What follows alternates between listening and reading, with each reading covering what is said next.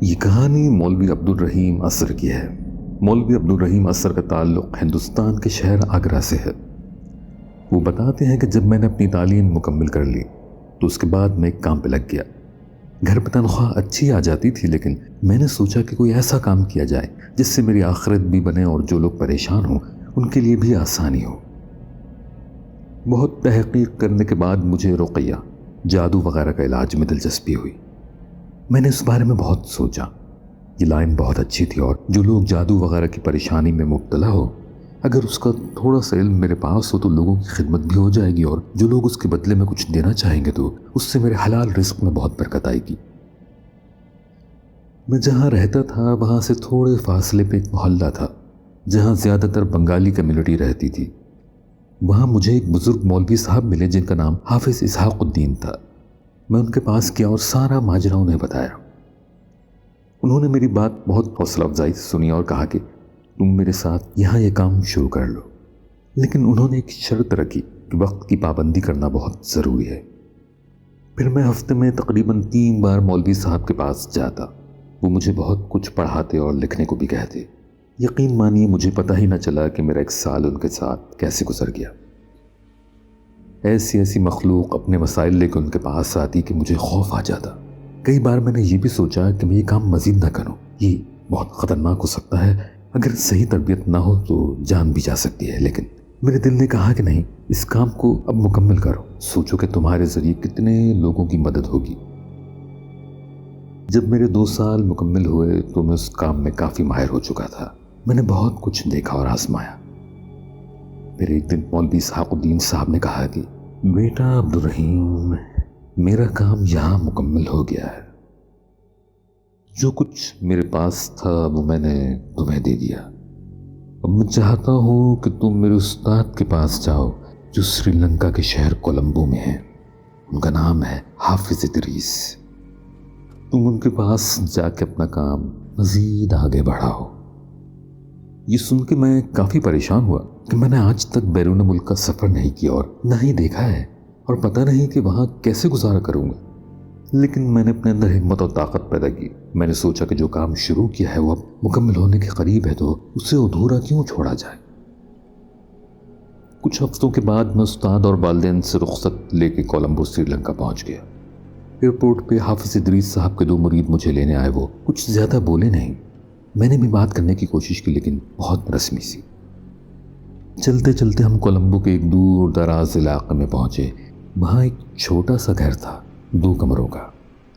ان کے مریدوں نے مجھے وہاں اتارا اور کہا کہ آپ تازہ دم ہو گئے، آرام کر لیں، شام کو بابا ادریس سے ان کے گھر ملنے چلیں گے۔ میں ان کو الوداع کہہ کے گھر کے اندر چلا گیا، اور جب میں نے کمروں کی حالت دیکھی تو ایسا محسوس ہو رہا تھا جیسے برسوں سے یہاں کوئی نہ آیا ہو، لیکن ظاہر ہے کہ شکر تھا آرام کے لیے کچھ جگہ تو ملی۔ میں نے آرام کیا اور تازہ دم ہوا۔ شام تقریباً 8 بجے دستک ہوئی اور دروازہ کھولا تو وہی 2 مرید سامنے تھے۔ کہنے لگے آ جائیے، بابا آپ کو یاد کر رہے ہیں۔ ہم چلتے چلتے شہر کے بالکل خوبصورت ترین علاقے میں پہنچے، جہاں سے لگ رہا تھا کہ امیر ترین لوگ اور جدید سوچ کے لوگ یہاں رہتے ہوں گے۔ ہمارے سامنے ایک بہت بڑا بنگلہ آیا جس کے اندر اور باہر لوگوں کی لائن لگی ہوئی تھی۔ چہرے دیکھ کے لگتا تھا کہ دنیا بھر سے پریشان لوگ اپنی اپنی داستانیں بابا کے پاس لے کے آئے ہوئے ہیں، اور خوشی ہوئی یہ جان کہ ادریس بابا ان کی مدد کے لیے وہاں موجود تھے۔ میں وہاں پہنچا تو ادریس بابا اٹھے، مجھ سے بہت اچھے طریقے سے ملے، بہت شفقت کی، دعائیں دی اور کہا کہ بیٹا تم کمرے کے اندر بیٹھو، میں لوگوں کے مسائل سن پھر آپ سے تفصیل سے بات ہوگی۔ اور میں اندر جا کے بیٹھ گیا۔ اب وہاں بیٹھے بیٹھے تقریباً 4 گھنٹے گزر گئے اور بالآخر ادریس بابا آئے اور ملاقات ہوئی۔ بہت تفصیلی ملاقات ہوئی۔ انہوں نے بھی استاد اسحاق الدین کی طرح کہا کہ بیٹا یہاں وقت کی پابندی بہت ضروری ہے، اور جس دن تمہارا کام یہاں ختم ہو جائے گا تمہیں ہر حال میں اپنے ملک واپس جانا ہوگا۔ میں یہاں لوگوں کو زیادہ دیر نہیں رکھتا۔ اور پھر اس کے بعد میں نے ادریس بابا کے ساتھ کولمبو میں تقریباً 4 سال گزارے۔ سری لنکا کے بارے میں کافی معلومات، ثقافت اور اپنی کمیونٹی کے بارے میں بہت کچھ سیکھنے کو ملا۔ جب میرے قیام کو تقریباً 6 ماہ باقی تھے تو ایک بوڑھا سری لنکن جوڑا جن کا نام مسٹر اور مسز پدم کمار تھا، ایک بہت سنگین مسئلہ لے کے ادریس بابا سے ملنے آئے۔ ادریس بابا نے ان کی بات تسلی سے سنی اور کہا کہ آپ بے فکر ہو جائیں، آپ کے مسئلے کا حل نکل آئے گا۔ انہوں نے اپنے ایک مرید کو کہا کہ عبدالرحیم کہاں ہے، اس کو بلاؤ میرے پاس۔ ان کا بلاوا آتے ہی میں فوراً حاضر ہوا تو کہنے لگے، یہ جو لوگ میرے پاس آئے ہیں ان کے گھر میں کوئی سنگین جنات کا مسئلہ ہے۔ میں چاہتا، لیکن تم جانتے ہو میں بہت مصروف ہوں اور اب تمہارا امتحان بھی ہے۔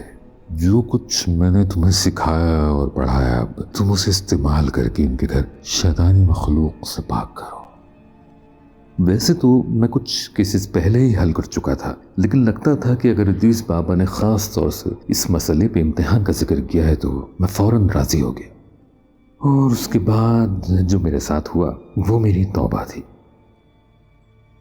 مسٹر اور مسز پدم کمار مجھے اپنے عالی شان گھر میں لے گئے۔ وہاں ان دونوں میاں بیوی کے علاوہ ایک نوکر بھی ان کے ساتھ رہتا تھا۔ میں نے ان سے درخواست کی کہ وہ ایک کمرہ دیں مجھے جہاں میں اپنی پڑھائی کر سکوں، اور میں پڑھائی کرتے وقت تنہا رہنا چاہوں گا۔ اپنی شروع کی کچھ پڑھائی مکمل کرنے کے بعد میں نے مسٹر اور مسز پدم کمار کو کمرے میں بلوا لیا۔ اب جو میں نے ان کے سامنے پڑھائی شروع کی تو تقریباً 5 منٹ بعد ہی مسز پدم کمار کے اندر سے اچانک ایک بھاری بھرکم آواز نکلنا شروع ہوئی، اور میں نے سوچا کہ مجھے تو بتایا گیا تھا کہ جن ان کے گھر کے اندر ہے، لیکن یہاں تو معاملہ ہی کچھ اور تھا۔ پڑھائی میں شروع کر چکا تھا اور حاضر بھی ہو گئی تھی، تو اب میرے پاس کچھ سوچنے کا وقت نہیں تھا۔ جو ہی میں نے پڑھائی تھوڑی تیز کی تو مسز پدم کمار مجھے مارنے میری طرف آئیں، لیکن ان کے شوہر نے انہیں قابو میں کر لیا اور میں آنکھیں بند کر کے ایسی آیتیں پڑھنے لگا جس سے جن کے اوپر میری گرفت اور مضبوط ہو جائے۔ اچانک ہی مسٹر پدم کمار کی بھی حالت غیر ہونے لگی۔ تب اندازہ ہوا کہ دونوں کے اوپر ہی کسی ماورائی مخلوق کا قبضہ تھا۔ ان دونوں کی بھیانک آواز مجھے اتنا خوف میں مبتلا کر گئی کہ مجھے سمجھ ہی نہیں آ رہا تھا کہ میں کیا کروں۔ وہ دونوں مجھے مارنے کے لیے آگے آئے تو حصار کی وجہ سے میرے قریب نہ آ سکے، لیکن پڑھائی میں تھوڑی سی غفلت ہوئی اور مسٹر پدم کمار نے میری گردن پکڑ لی۔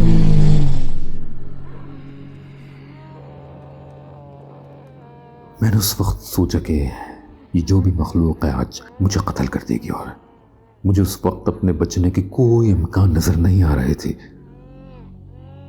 وہ جو بھی مخلوق تھی اتنا تو تھا کہ ان کے اندر شیطانی مخلوق تھی اور وہ پوری طاقت کے ساتھ میرا گلا دبا رہے تھے۔ تب آخرکار مجھے ان آیتوں کو پڑھنا پڑا جن کی ہمیں خاص تاکید ہوتی ہے کہ وہ بہت جلالی ہوتی ہیں۔ ابھی میں نے بس ان آیتوں کو پڑھنا ہی شروع کیا تھا کہ یکدم کمرے کے اندر اندھیرا چھا گیا، دھواں ہی دھواں اور سخت قسم کی چیخ و پکار۔